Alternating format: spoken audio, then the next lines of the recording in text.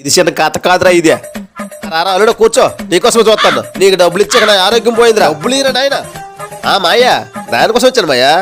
నువ్వేం టెన్షన్ అవ్వకు. అయినా డబ్బుల కోసం మనం ఎప్పుడు టెన్షన్ అవ్వకూడదు మాయా. మనం ఒకరికి ఇచ్చామంటే మర్చిపోవాలా.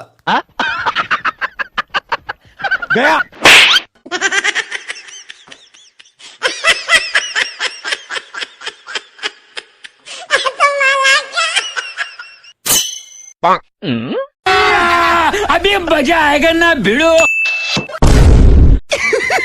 पैसा ही पैसा होगा. उठा ले रे देवा, उठा ले रे बाबा.